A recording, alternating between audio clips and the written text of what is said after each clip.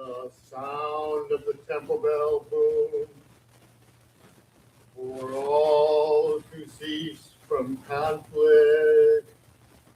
May the way of the Buddha usher in the dawn of nonviolent global village forever.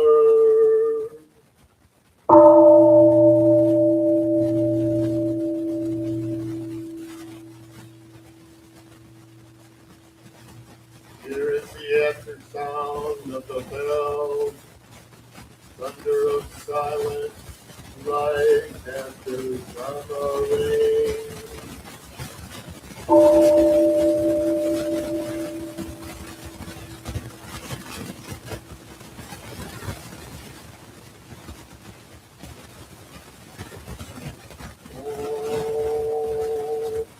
Maga, Hiroshana, Mahamudra, Mani Padma, Yava, Arabataya,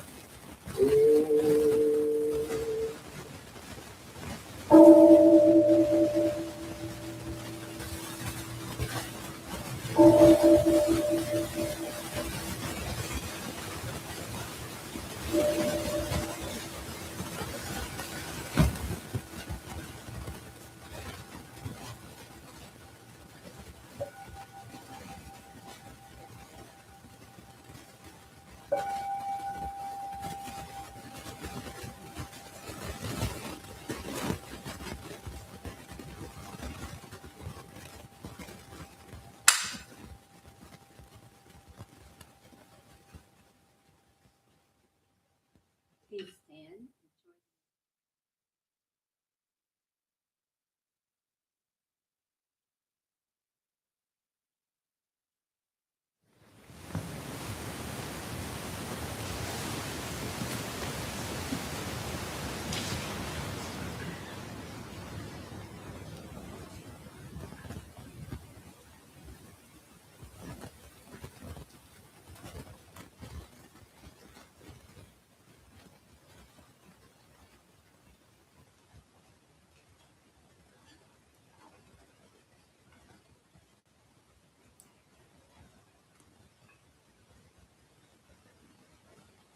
We will take refuge in Buddha, Dharma, Sangha, first in Sino-Korean and then in English.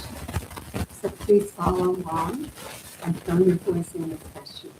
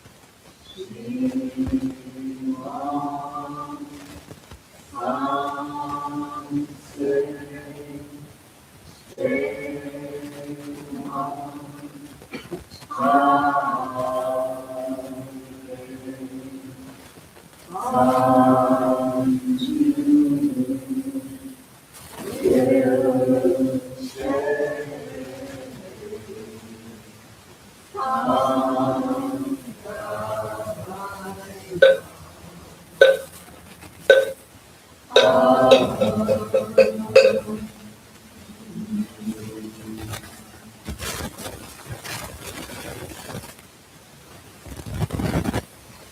go for refuge to the Buddha and resolve with all these. I will cultivate a heart of enlightenment and realize the great way.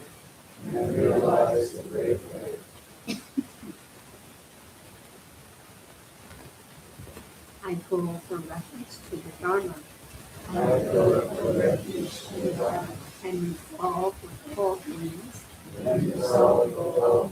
I will penetrate the teaching and uncover oceans of wisdom.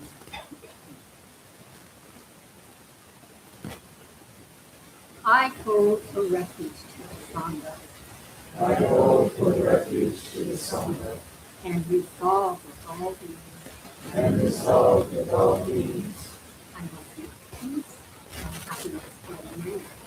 will seek peace and happiness for man.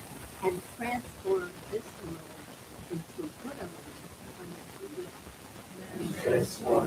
world into Buddha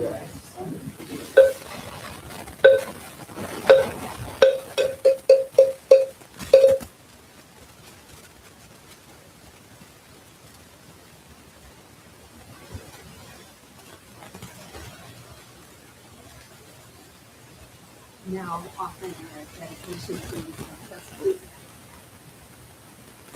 On this 28th day of December, we acknowledge the victims that slavery and home of the people, Potawatomi, and the Tower, the Council of the Free Fire Club, and also of Black Americans. We know that this neighborhood used to be full of Black people during times of sanction and for our own awakening and for the awakening of all life.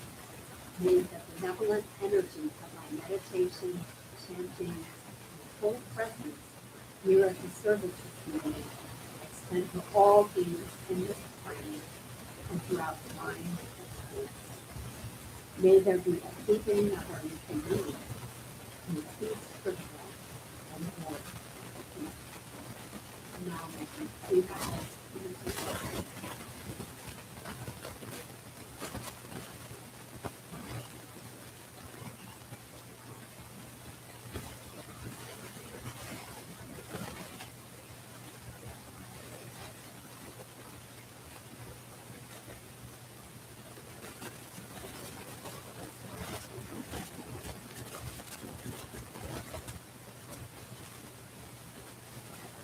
This is true through crisis for another 3 years.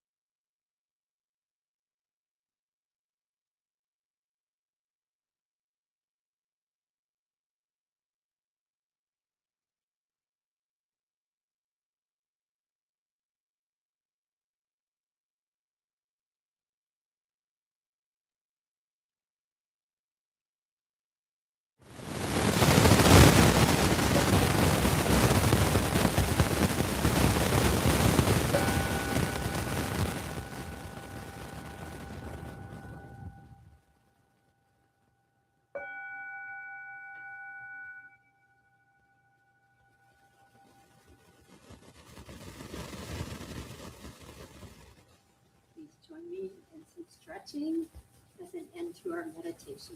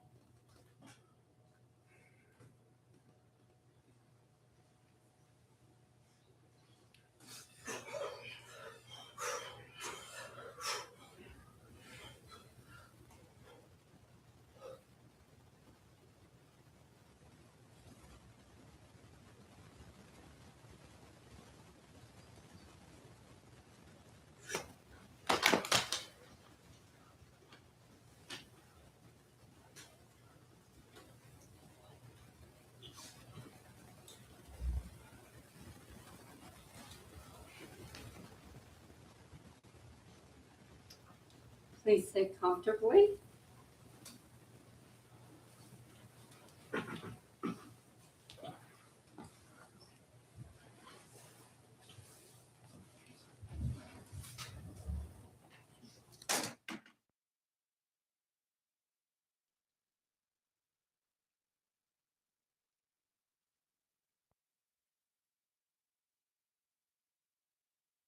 Fortunate that we escaped the ice this morning and that everybody got here safely.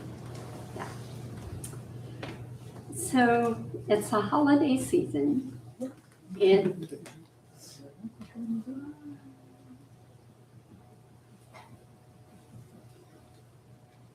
oh, it was on.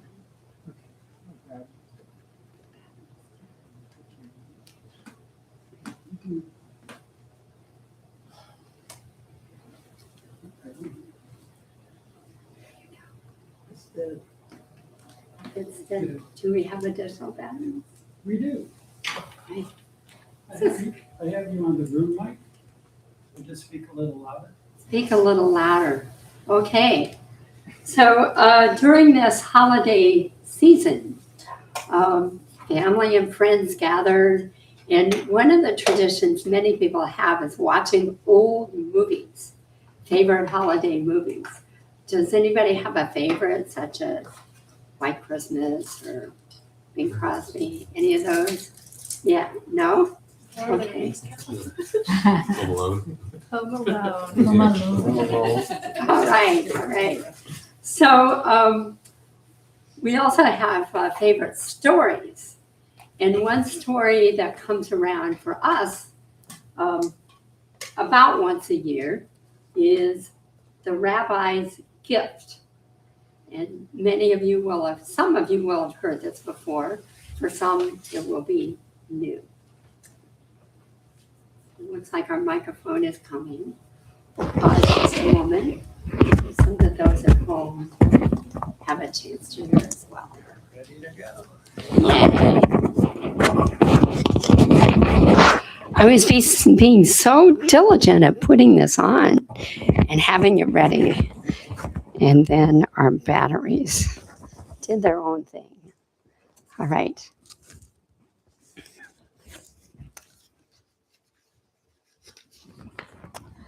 So the rabbi's gift was written in 1979, but it feels like a very timeless story. So I thought maybe it was composed a lot earlier. It was written by Francis Dorff, who was a hermit in, I'm not even sure what country he was in, but he lived near a monastery. And then later on, it was translated and written down for us in sort of this user-friendly fashion by Dr. M. Scott Peck. So it is not specifically Buddhist, but as you listen, you will hear it's timeless and it has some themes that may resonate with us. The story concerns a monastery that had fallen upon hard times. It was once a great order, but because of persecution, all its branch houses were lost, and there were only 5 monks left in the decaying house, the abbot and 4 others, all over 70 in age. Clearly, it was a dying order. In the deep woods surrounding the monastery, there was a little hut that a rabbi occasionally used for a hermitage. The old monks had become a bit psychic, so they could always sense when the rabbi was in his hermitage. The rabbi is in the woods. The rabbi is in the woods, they would whisper. It occurred to the abbot that a visit to the rabbi might result in some advice to save his monastery. The rabbi welcomed the abbot to his hut. When the abbot explained his visit, the rabbi said, "I know how it is. The spirit has gone out of the people. It is the same in my town. Almost no one comes to the synagogue anymore." So the old abbot and the old rabbi wept together. Then they read parts of the Torah and spoke of deep things. When the abbot had to leave, they embraced each other. "It has been wonderful that we should meet after all these years," the abbot said. "But I have failed in my purpose for coming here. Is there nothing you can tell me that would help me save my dying order?" "No, I am sorry," the rabbi responded. "I have no advice to give. But what I can tell you is that the Messiah is one of you." When the abbot returned to the monastery, his fellow monks gathered around him to ask, "Well, what did the rabbi say?" The rabbi said something very mysterious. It was something cryptic. He said that the Messiah is one of us. I don't know what he meant. In the time that followed, the old monks wondered about the significance of the rabbi's words. The Messiah is one of us? Could he possibly have meant one of us monks? If so, which one? Do you suppose he meant the abbot? Yes, if he meant anyone, he probably meant Father Abbot. He's been our leader for more than a generation.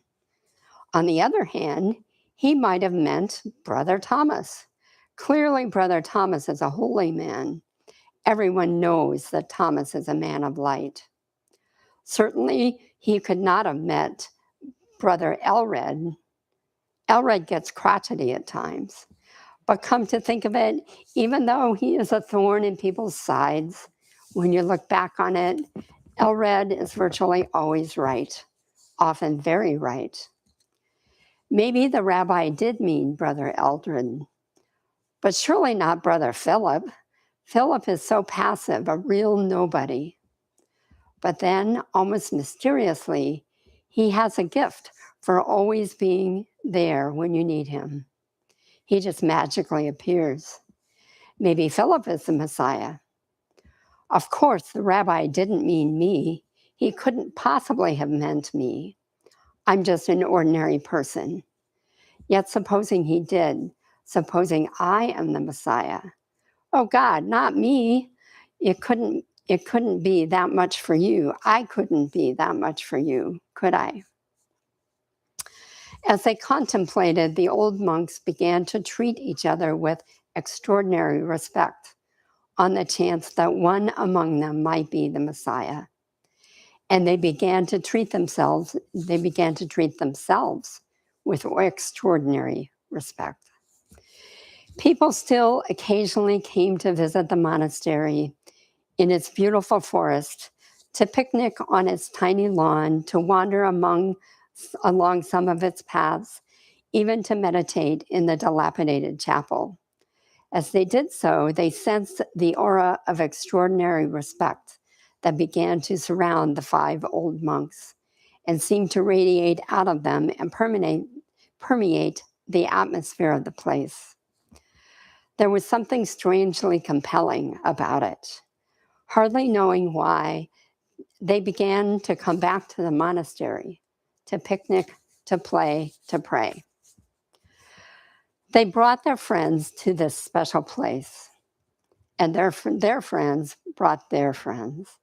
Then some of the younger men who came to the monastery started to talk more and more with the old monks. After a while, one asked if he could join them, then another and another. So within a few years, the monastery had once again become a thriving order, and thanks to the rabbi's gift, a vibrant center of light and spirituality in the realm. So my question, the first question I guess I would like to start with is, what does this story mean to you? And how is it relevant to your personal life? So if we could pass the microphone, we're going to have a lot of microphone passing today.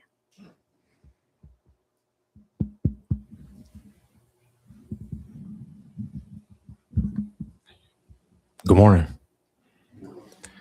Say your name, please. Dewan. Dawn. Yes. Okay, so we can all get to know each other. Thank you. So that was a very powerful story to me. It immediately, the thought that came to me was, you are your own Messiah. What he instilled in them was belief. You want to be out of your situation, you have to be your own Messiah, you have to be your own savior. So I think it's pretty simple like that.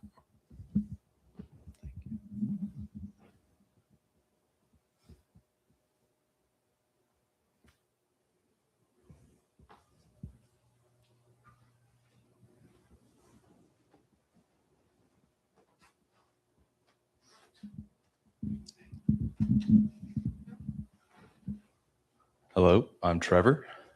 I agree with Dewan, and I also think that it's best to treat everybody else as if they were the Messiah, and maybe we're just helping them remember. Thank you.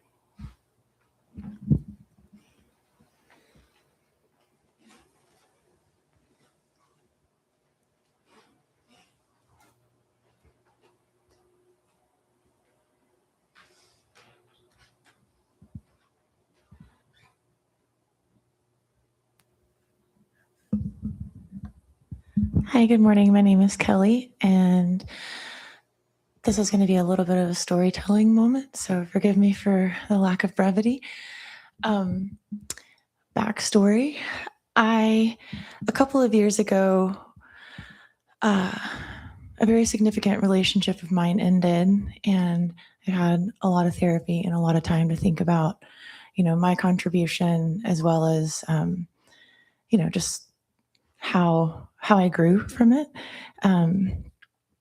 And considering this idea that we are our own Messiah, and then we can see that Messiah in others, I just recently tried again to be in relationship with a person, and despite how magnificent and just wonderful this human was,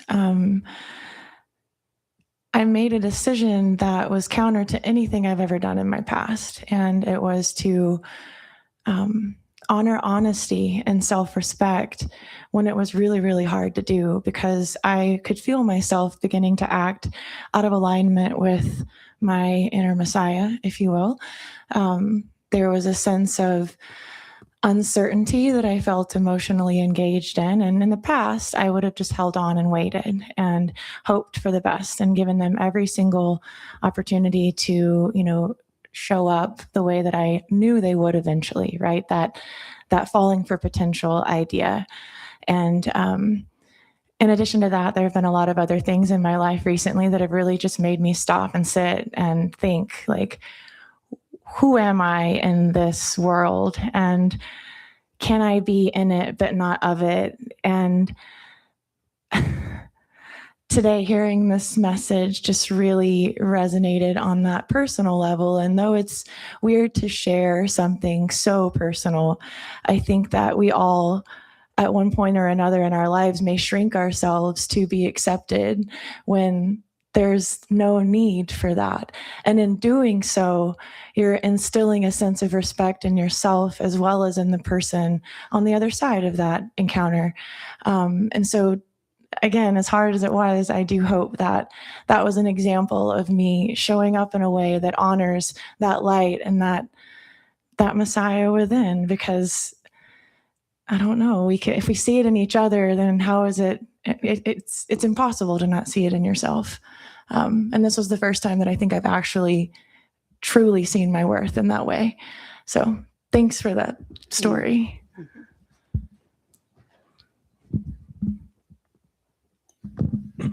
My name's Angelo. Nama That's my Buddhist name. I think there's a phrase that we have. It's called opening the Buddha's eyes, which it's the idea is that we're all of Buddha mind, but we just have to have our eyes open to our nature. And yeah, I think that's kind of what the story reminded me of. So.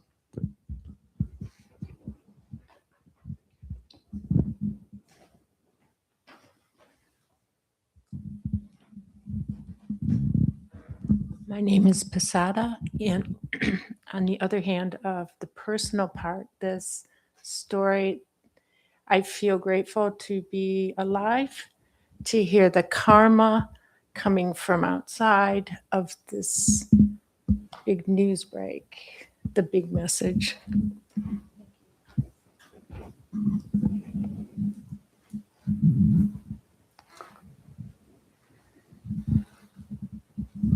Hello, my name is Eliza, and what strikes me about this story is this reverence for the potential in others.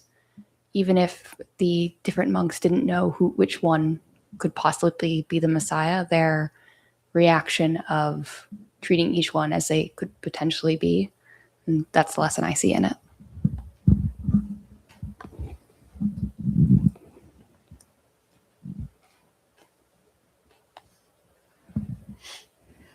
Okay, so next question. Oh, was there one more? Oh, okay. So then the next question has to do with what was the rabbi's gift? And we've already had some suggestions that the gift was turning this shining the light back on us, on what's in us. We each have some sort of gift that we bring to the table. And so how does one discern gifts in others? Back to the topic that you just raised. And how do you discern the gifts that are in you? How do you cultivate those gifts? So I'll give you one example. The other day at breakfast, we've been reading this book. It's called The Gift. And the question was asked, what is a gift that you bring to the world and how do you cultivate it? And one response that came to mind is our senior teacher, Haju Sunam, who's away with her family right now. But she's particularly good at discerning the gift in other people. So people come here, she discerns their gift, and right away she gives them some work associated with cultivating that gift. It's sort of amazing. So that's an example both of a gift and of being able to discern it in others.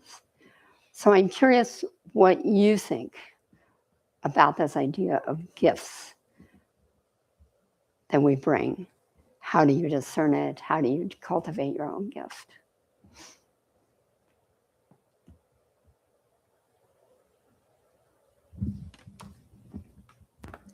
Oops.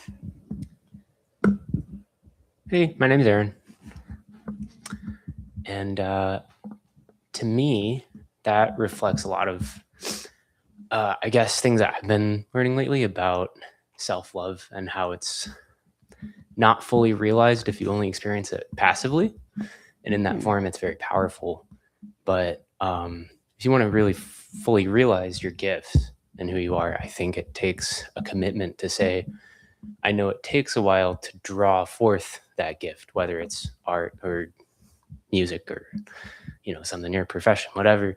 But it's always worth it. And kind of like investing in a person if you're in a relationship or really just putting a piece of yourself forth for any reason. It's like you have to put a piece of yourself forth for your expression, for the world. It's going to see what you're going to make or do or however you want to present your gift. So it's like an active commitment. It's not just a passive feeling, I guess. That's how I interpret it. So the gift is shared in a sense. Yeah. Yeah. That makes it a gift. Mm-hmm.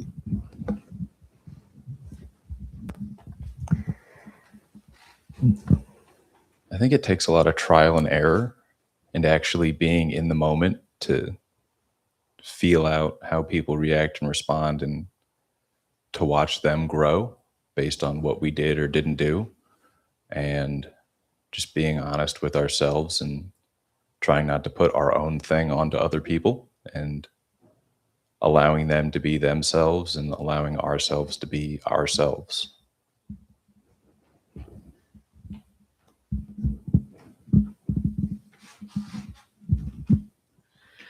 I don't know if I'm Sasa, by the way. Hi, everyone.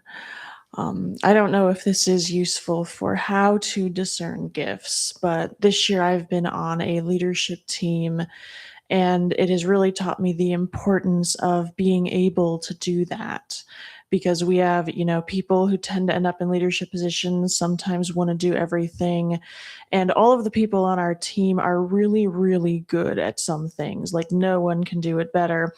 And then there's also things that they're maybe not as good at as other members. So it's really shown me that to get things done, it's really important to recognize both what you're really good at and what other people might be better than you at, because everyone can do something that maybe that predisposition makes them less good at other things. And that's a lesson that I don't feel like we learn enough in daily life.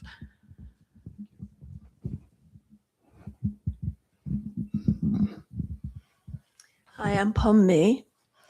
And one of the gifts from the story to me was the rabbi's realization that everybody has Buddha nature.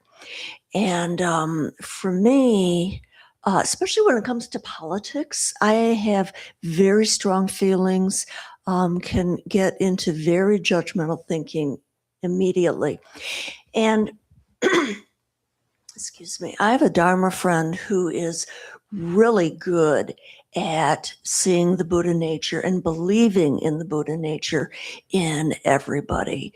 And one of the gifts I get from her is when I'm around her, I remember that. And then when I go home or whatever, I forget it immediately and get right back into kind of my emotional state. But it's making me think of that this morning. Generally, when I come to the temple, I am not going to spew out all my negative feelings. And so, yeah, when I'm around the temple or around this friend, it's easy to remember that everybody has Buddha nature. So that's just a reflection on some of the gifts I got that I have in my life.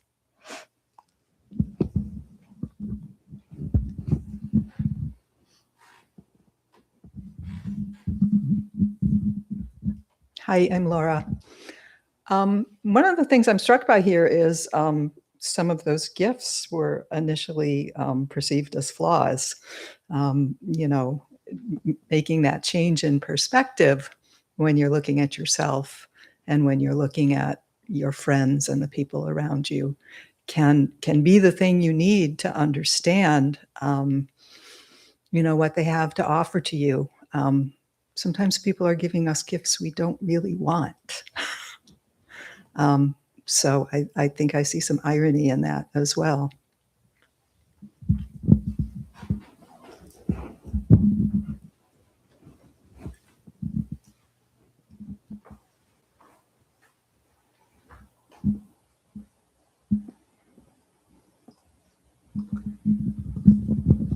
Hi, my name is Samja or Anna. I was relating this reading with the past week topic about expectations and perfectionism. And I was thinking that and it's been shared here too, how we put expectations in people and we don't accept them as they are. As Pomi was saying, like what seems to be a defect character, it turns to be something that has a lot of potential. And it is just allowing ourselves to see what's emerging from everyone and what everyone contribution is without putting expectations into them or wanting them to do as we think they should be, or reading our minds because we have this perfectionism within us. So I think it comes a lot with acceptance of what everyone brings to the table rather than putting expectations on everyone. Yeah.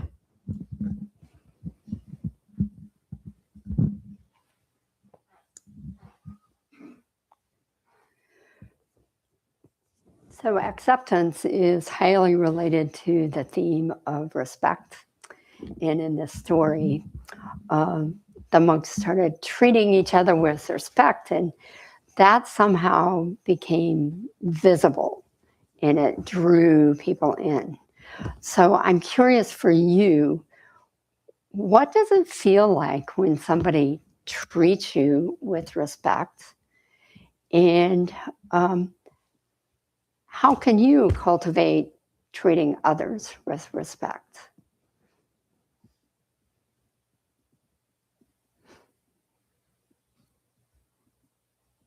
I think Pomni started us a bit because she said when she's with her friend and her friend is always seeing the Buddha within her, it just sort of makes you, it feels like it makes you more open, more wanting to cultivate those characteristics. Mm-hmm.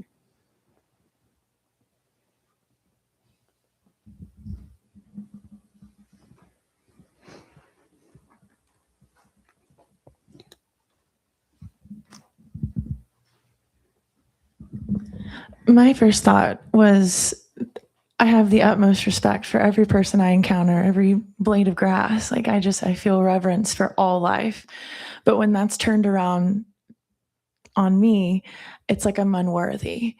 And I don't know where, I mean, I don't know when that started or if it's always been that way. But again, like not to repeat myself, that's been an awakening, I guess, for me in the last couple of weeks. Is like, oh wait, I also deserve that. It's an equal give and take. So yeah, I think I'm thinking out loud at this point. But yeah, when I think of what it is, like how I feel when someone shows me respect, until now, it's been, why are you doing that? Let me serve you. I don't deserve your love and care. And I can't believe I'm hearing myself say these words out loud, and it kind of sucks, but it's the lesson I didn't want to learn, I guess, going back to what you said over there. All right, I'm done. Thank you. Uh-huh. And your earlier story was about self-respect. Uh-huh.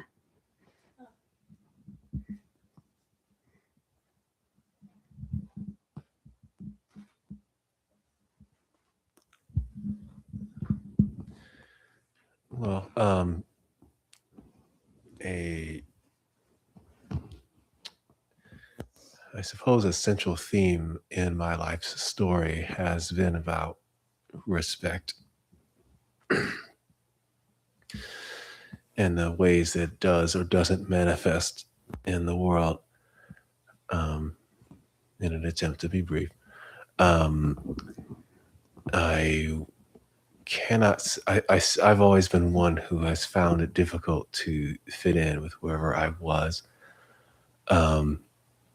Started out in inner city Detroit, but there were a lot of lessons that the streets would like to teach you, and somehow I had an intuition, if you will. I'm like, this is not it. Something about this is not right, which is only noteworthy in that it was a stark it contrasts from the people around me who readily accepted such lessons.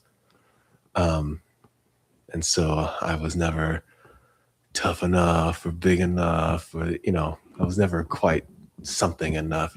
Speak with your chest. Come on, brother. I just didn't, as you can hear, and that lesson never landed. But yeah, there was a certain person that they were trying to make me into, and that was just a lesson I never learned. And having never learned it, the consequence was always rejection. If I didn't fit in, well, then you got to get out. And so we did. We moved me up to a place in North Oakland County that I affectionately refer to as Whitelandia, where my brother and I were the first people of color to graduate from their high school. Just to illustrate what I mean by that. And if I felt different back in the city, let me tell you, I felt very, very different up north. And it was a place where acceptance was not even on the table. Like there's just absolutely no way that anybody up there was going to see me as an equal. In one way or another. I mean, sometimes the racism was very overt, as in like, trying to look for friends on my block and the parents being like, my kid's not home. And me and my brother being like, he's right there. I can see him from where we're at. And they're like, no, he's not. Closes the door in my face. So sometimes it was very overt.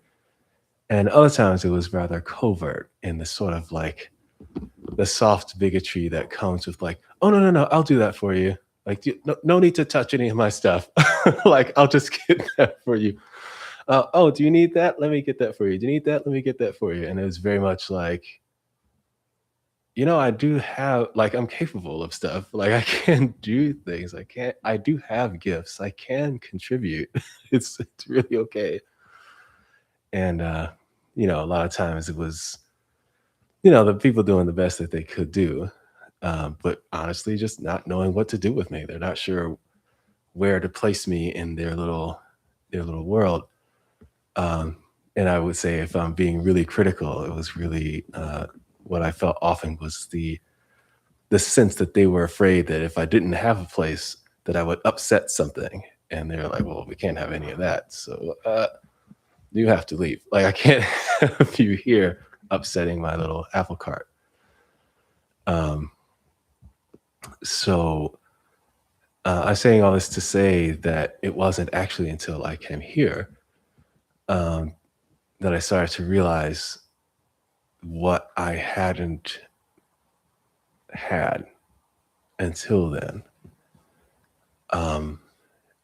It's part of the reason why I still live here. That personhood was a breath of fresh air for me. That people actually looked, and I won't say that they saw me. And I think this is the point of my story, and this is where it connects in with the rabbi's gift, and also builds on some of the things that have been said already, is that it wasn't that they saw me, it's that they were curious about me. They allowed me to show myself to them, as opposed to looking for what they assumed ought to be there and rejecting what was there when it didn't match up. And so, yeah, that's the word respect. Again, the very Latin literally means to look again. Maybe something impresses itself upon you initially, but look again. Take another look to see what's really there, not just, what I'm bringing to the table, what I would want them to be, what I'm hoping they'll be, but to really see what is actually there. I would say this, it's a sort of a freedom. It's, since we're talking about gifts and the season of giving, we can easily make it a conversation about dana.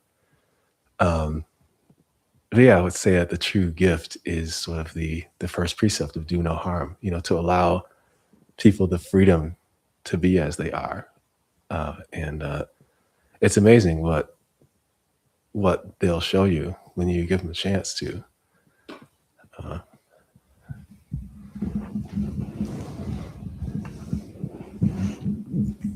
Anybody want one final word, Laura?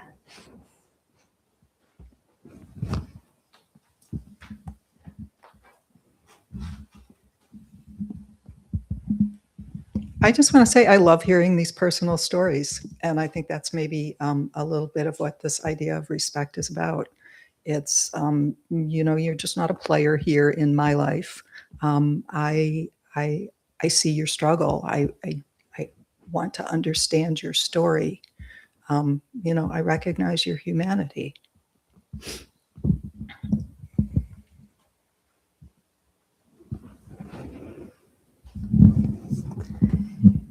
Indeed. So thank you for all of your insights, the sharing of your wisdom. And please continue to sort of work with this theme of gifts over the next week or so during this holiday season, and see what else you can discover for yourself. Yeah. So let's say the 4 great Bodhisattva vows together, and then we'll have some announcements. All beings, one body. I vow to liberate. Blind passions, one root.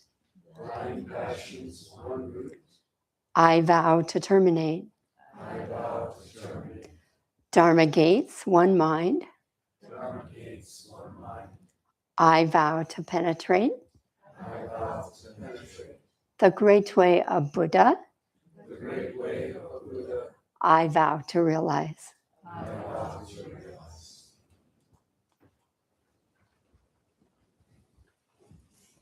Good morning, everyone. Newcomers, welcome. Welcome back, everyone. My name is Sam Gui, and these are the announcements that take us to the end of the year, and then announcements lead us into next year. So we have this service every Sunday at 10 a.m., as you're aware. And one of the things that happens the second Sunday, as some of you know, is the family service, which children and families come early, slightly earlier. It starts our next service January 11th. Okay.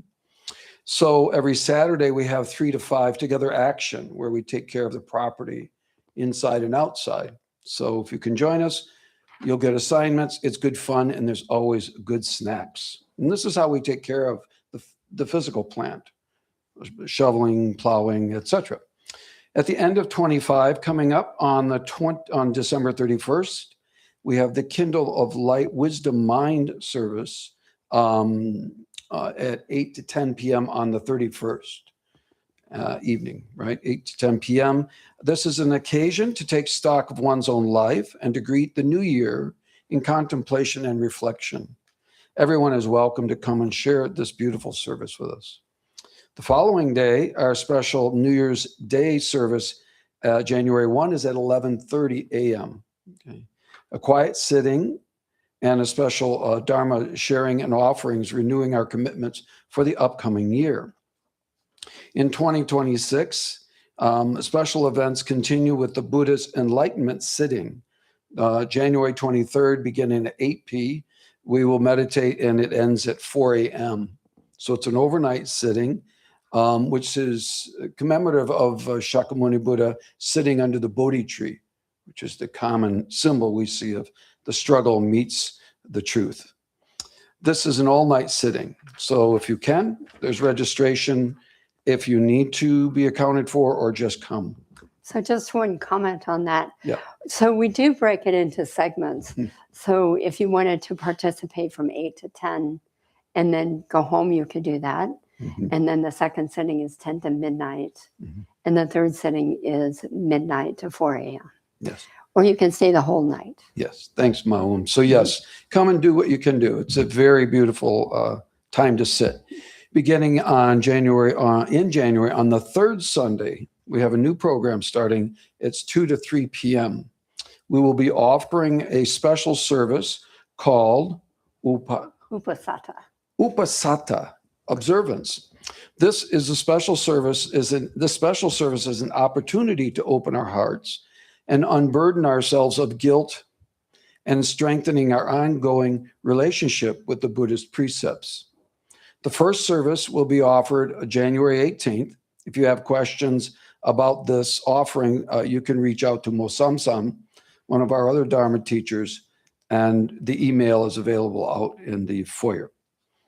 So, continuing with our regular classes coming back, yoga meets Tuesdays 6:30 p. to 8 p.m.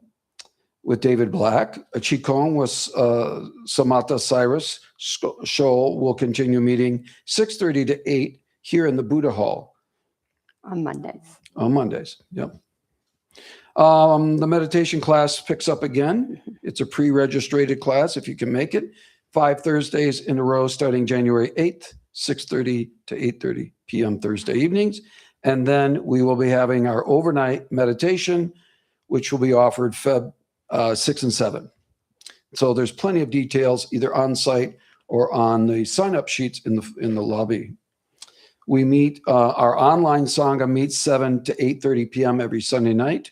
Service joins practitioners from our temples in Ann Arbor, Toronto, New York, as well as those locally, but within distance. The Zoom link is available on our website. The temple is entirely supported by your generous offers. There is a fishbowl that you may notice by the door, and there's also a square of some sort of electronic device where you can contribute. So thank you all for coming. Recovery Dharma will meet in the historic Buddha Hall, the big yellow building next door from noon to 1 in the library. And after we conclude our service with 3 vows, we do have some together action today. So in preparation for the upcoming year-end services, we need to pick up all the mats and cushions, stack them neatly. This side of the room, they get stacked neatly in that corner, this side of the room on the stage. And then we need to bring up chairs from the basement. So we need a crew of about 5 to do that. Namo, are you going to be around for a bit? I'm particularly asking you because you're not much taller than I am, and somebody needs to crawl into that crawl space and hand chairs out. Would you do that? Thank you so much. And then 4 other volunteers to help bring up chairs. Okay, very good. Thank you. And when we bring them up, we don't have to set them up, but rather just stack them neatly so that we can put them out when we're ready for them. Okay. So let's all stand and we'll do 3 formal bows together. Then we can do our together action and share tea.